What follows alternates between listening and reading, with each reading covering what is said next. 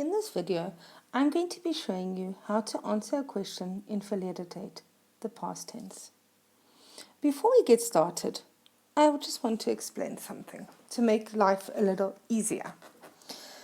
When working with sentences, I like to think of my sentence like a row of birds sitting on a telephone wire in the sun.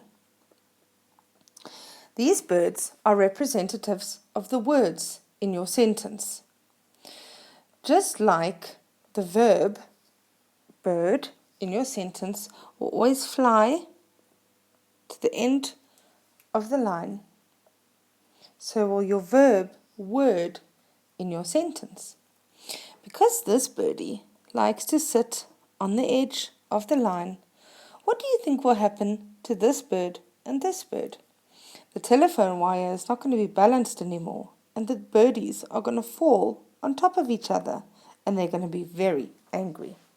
This is the same scenario that will happen in your sentence if you do not have the correct sentence order.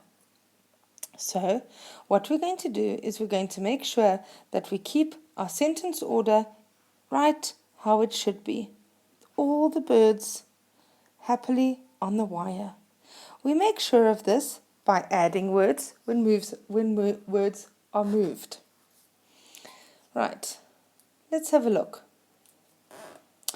Let's start off by writing down the rules for Verlede Tyd, past tense. These will guide us on how to answer the questions correctly. Rule number 1. Always underline your verb.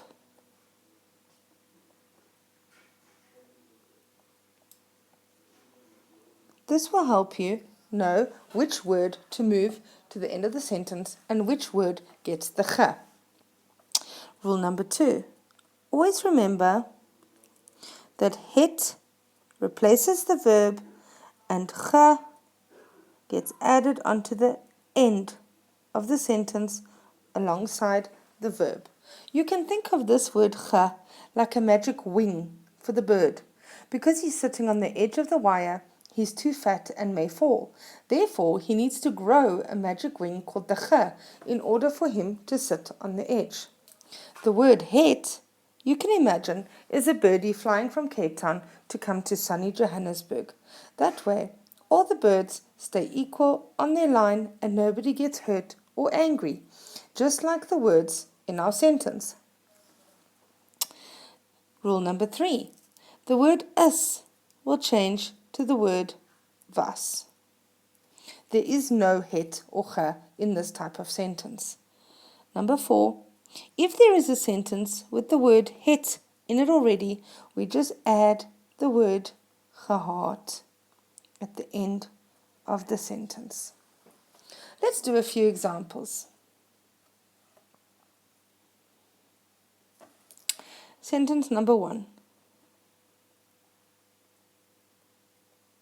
Die seun skop die bal. The boy kicks the ball. First of all, we need to highlight our verb bird, which in this sentence is the word skop. This birdie will be flying to the end of our sentence and growing a magic ge wing. So, if we have to rewrite our sentence, die seun, these two birds stayed. Skop moved to the end of our sentence. Coming. So we had to fly in the word het. Die bal stays as is. And we add the word geskop to the end of our sentence.